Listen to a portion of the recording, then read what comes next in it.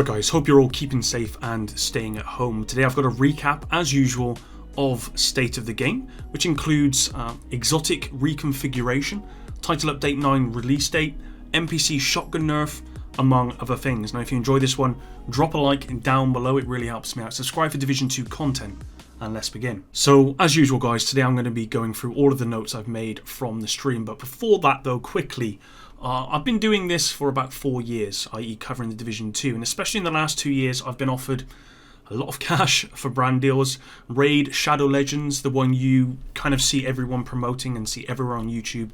Yeah, these people practically throw money at you. But I've never actually accepted one of them because it's just fake to me, and I'd have to follow a script, and that's just not what I'm about. Now, I just don't believe in any of them. Now, that's not going to change into the future. It's not something I'm planning to do ever. But if you did want to support me further, and I do not expect any of you to do that, none of this monthly subscription stuff, but if every person who watched this video, for example, wanted to support me, you can follow the link below where you can use PayPal donation. You don't get any special stickers, nothing like that. There's nothing really in it for you except for you showing support for me. The same way I sometimes support other creators with bits or whatever, you can, if you want, do the same here. But moving on though guys, today we had Hamish, Nikki and Chris, and they started off with your usual priority alerts. Now the first alert was that title update 9, which is looking to be quite a substantial title update, and it's some of that I've covered some of the patch notes on, but I believe they're more extensive than what we have now, is coming out on April 21st, so in about a week. So this will come out during the normal maintenance periods that you normally have in the morning for 3 hours, probably going for a bit longer, and then that will go live. They're currently working on the patch notes right now, and they should be available in the coming week essentially. I'll be honest, that is sooner than I expected, and I think the sooner the better for anything they can do to help kind of fix bugs and fix issues with the game. Now they did provide kind of a taster of fixes and stuff with TU9. They're doing a balancing pass on exotics, which are, again, what we have now about the patch notes are available on the forums, and I've also done a video on it. But there's going to be more added to that as well. The Angel of Mercy contaminated area will be fixed with this update. Nemesis will be fixed, so it can trigger the focus talent when aimed in. Focus on the shield will be fixed as well. So now when you do use something like an M1A or any rifle or whatever on a shield, it will now zoom in when using the shield, and that way it procs focus appropriately. PS4 trophy for Thieves' Den is being replaced and fixed, and they're currently just going to have it that you go into the dark zone and that's how you get the trophy. Poker face on Aces and Eights is going to be fixed. Booster Hive description has been wrong since Warlords, I believe, and it will now say it increases your weapon damage and handling because it doesn't actually increase your speed, which is what is included in the current description. They also said that underperforming weapons and talents are going to be buffed, and as we've talked about this before guys, there's probably going to be some nerf to some named items as well, which I've talked about before, some the knee pads and the gloves, the contractor gloves, and whatever. Now, a lot of people have been talking about PvP, and they just said that there are people working on it. We do know that Red Storm are no longer working on it, and this was something that was actually revealed by Terry Spy yesterday, I believe it was. It's something I was going to cover, but I'll just cover it here. We knew that anyway, but this is kind of official that they're not working on it, and they do have other people working on it, and they are looking at all feedback. So if you do have any more feedback on PvP, then please post it on the Reddit and forums. Then they moved on to the exotic reconfiguration. They're not calling it recalibration because it's not. It's reconfiguration. The first thing they did was they kind of wanted to explain what the intention of exotics are, and this is important because this shows what their place is in the game and why exotics are the way they are. Not currently, but the way they are. Now, exotics are not supposed to be the best thing out there. They're supposed to be they're supposed to be a different playstyle than anything else that's in the game.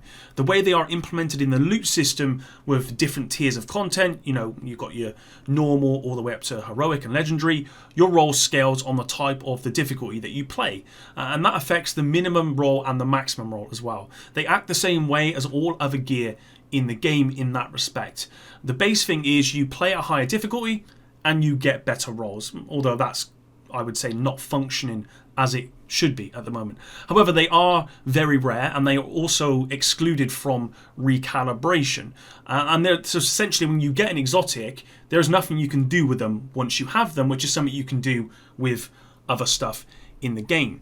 In TU9, no matter what difficulty you play, all exotics will have the same higher minimum roll. Okay, so if you're playing on normal, the chance of you getting the exotic is lower. I believe the chance on normal is something like 2%, where I believe on heroic is about 7%. And that also varies depending on whether it's the targeted loot or not. And that's something I might want to cover maybe at the end of this week. So your chance of getting the exotic is still lower, but the actual roll itself will be the same as what you would get as a heroic, for example. The minimum will be the same. Okay, so they're all going to have high minimums regardless of what you're playing. The second part is reconfiguration. First of all, when you reconfigure an exotic, it's the upgrading part. So this is the first part, sorry. So the first part is the upgrading part. So level 30 exotics, you can reconfigure and upgrade them to level 40. And you can see the requirements on the screenshot I'm showing you here. That you're going to need exotic components,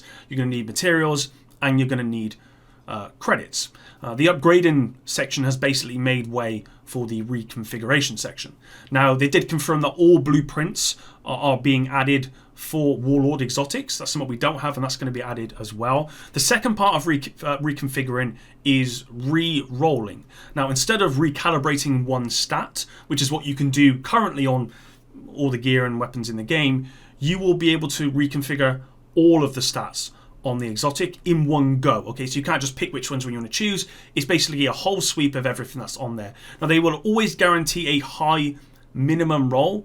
The risk is that if you have a high rolled exotic, you could go lower, but they have guaranteed that the minimum roll for whatever you reconfigure is going to be quite high. Now, they confirm that the deconstruction value for exotics has been changed. So if you could deconstruct an exotic, you will get enough components to reconfigure another exotic. A question was asked, can you refigure an exotic twice? Yes, you can reconfigure exotics as many times as you want. Another question, what if you had a god rolled level 30 exotic? Will it retain that roll? No, it will not. It's not going to take over the stats from the level 30 to the level 40, but level 40 generally is much better than a level 30 anyway, so you're going to be getting better rolls regardless. Is it like the recalibration station? Not at all. Exotics don't fit into the same mold as other weapons and other gear. They are static and they are predefined, which is why the reconfiguration system has been created and why it's not being included as part of the recalibration. How will level 1 exotics work? Well, they're pre-order bonuses, and so they are excluded from this system. They did confirm that doing a conversion from a level 30 Sweet Dreams will make a level 40 Lullaby, and this is something I think people have been talking about, and this is something they are adding. The reconfiguration works for all exotic items in the game, including crafted exotics. There are going to be reconfigured blueprints which will allow you to do this.